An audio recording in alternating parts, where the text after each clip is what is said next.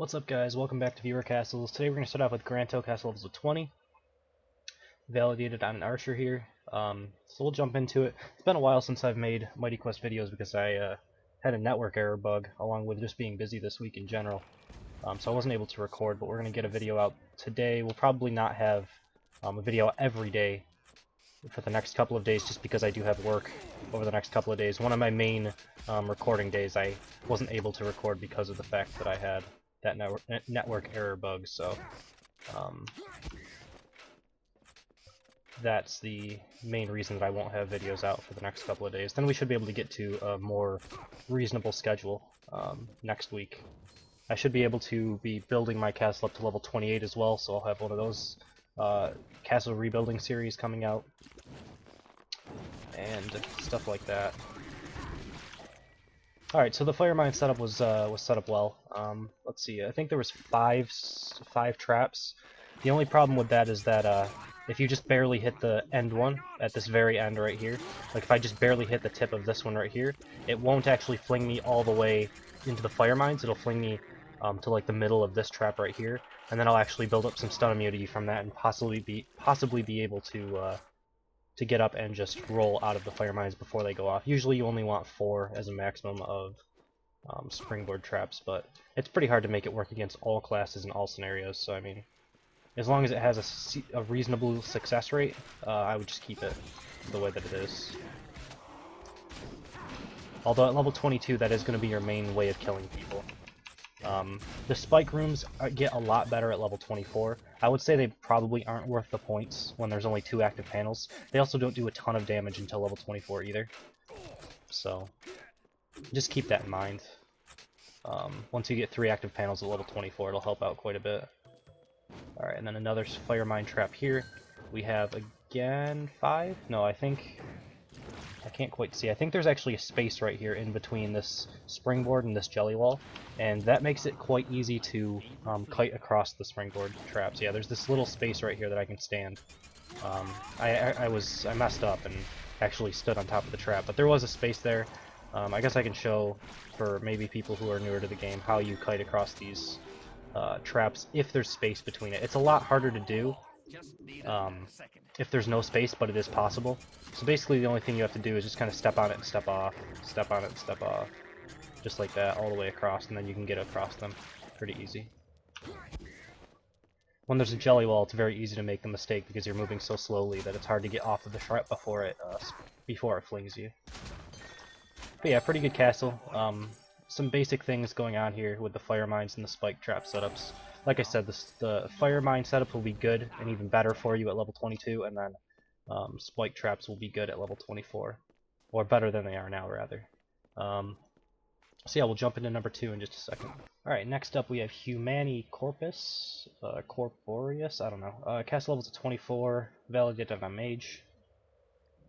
Let's jump into it. Hope you don't mind a little friendly visit.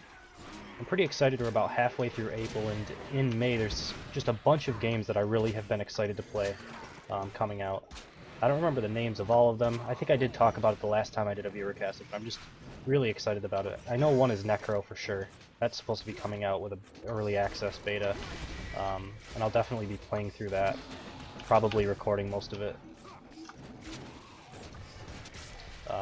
And then there's just some like kind of horror type survival games.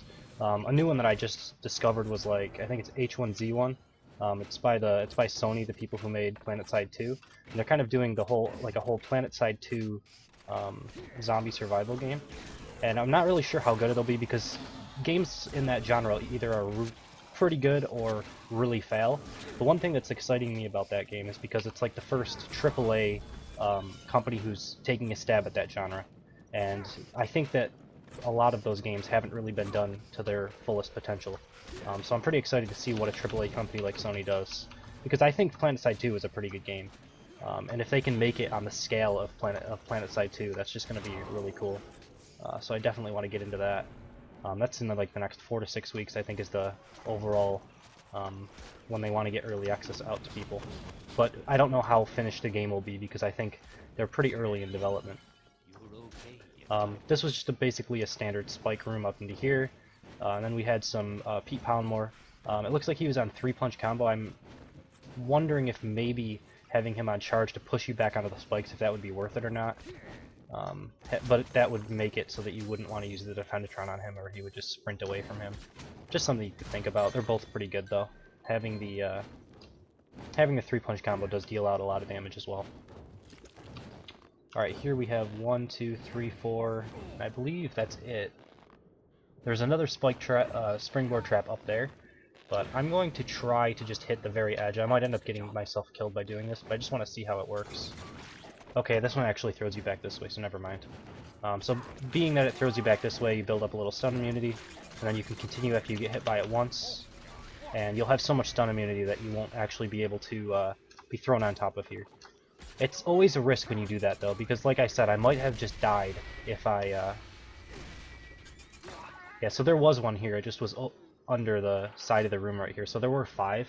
Basically what I was going to do is if this first one threw you forward, I was hoping that I would hit this one, get some stun immunity, and be able to roll off of it. But since this one throws you back, it makes it a lot easier to get across them. Usually, if you're going to have one that throws you back towards that jelly wall, you want a lot more ballistic traps so that you can punish the person for getting thrown by it. If you don't punish them, then they're just going to do what I did and just use it for stun immunity and get across. Alright.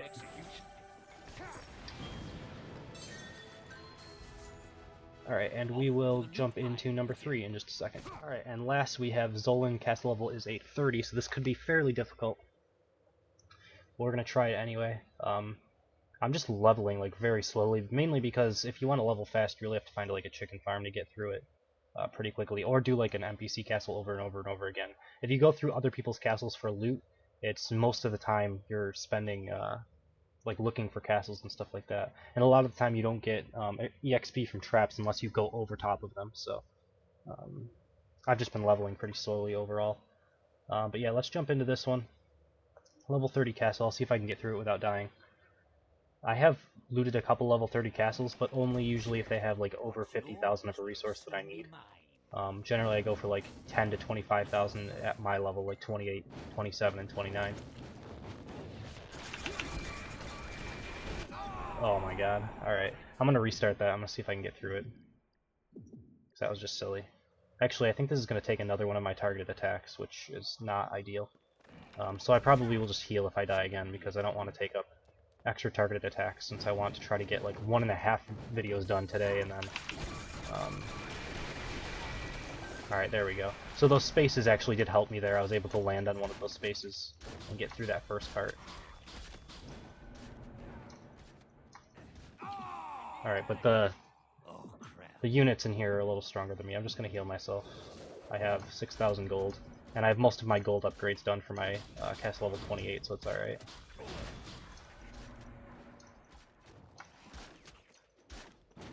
The only thing that I really need for gold is to get a bow upgrade at some point. I think I have a blacksmith bow upgrade that I can get soon. Unless I find one, but...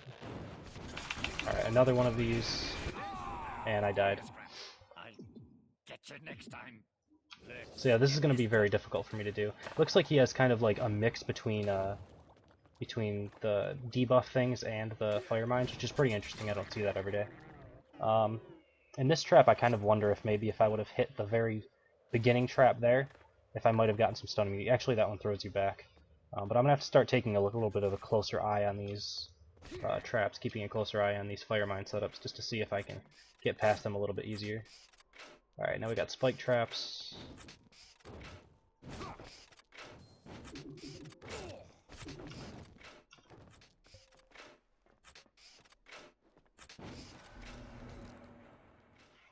I'm not going to worry about the dampener. He'll probably kill himself on these spike traps, so it's alright.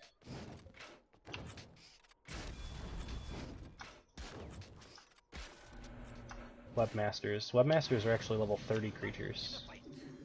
For some reason I thought that they were only level 28. I was hoping that I was going to be able to use them in my level 28 castle, but it's alright. Alright, and then no traps here, so the main thing is just getting over those fire mines, and then the spike trap isn't like so long that it will really kill you on sustained damage. I think the majority of the difficulty in this castle is those first 2 spike traps, or first 2 fire mines rather. After you get past those, it should be reasonably easy. So what I would say about that is, like, you're gonna probably, if you get a lot of loot, what I generally do against people who run fire mines and then the rest of it is like not too terribly bad, what I generally do is just run people's castle in like speed run type of thing, where I'll just go through it as quickly as possible and just die a couple of times. But I realize that I'm gonna die a couple of times. Like, I have 15 minutes to get through your castle basically before I lose crowns again. So that's what I generally do against castles that are pretty difficult with the fire mines. But yeah, pretty good castle. It was difficult to get through that. I died twice. 3 times, I think, actually. So we're going to end the video here. So I'm taking level 20 and above castles. I think I've gotten a couple requests from people that aren't quite level 20, and I had to remove them from the list. So just, if you don't see your name on the list and you're under level 20 castle level, just remember that I'm only taking 20 and above. Once you get up to 20, just resubmit your name and I will get to your castle whenever I have time. The list was updated.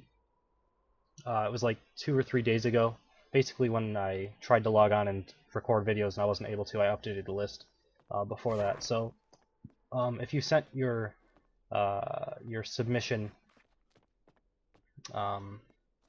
in the last couple of days, it's probably not on there, but anyone that was like last week, the week before, anywhere in there, should be all updated as of this point. And that's pretty much it. If you want to be a part of Eurocastles, I haven't really said it this episode, but I say it every other episode. You can email me at frenzycastruns@hotmail.com, and I'll put you on a list. The link is in the description to the list as well, so you can kind of see when your castle is going to get ran. But yeah, that's pretty much it. I'm pretty backed up on these. I'm going to try to keep them going though. And yeah, so thank you guys for watching. Hope you enjoyed it, and I will see you next time.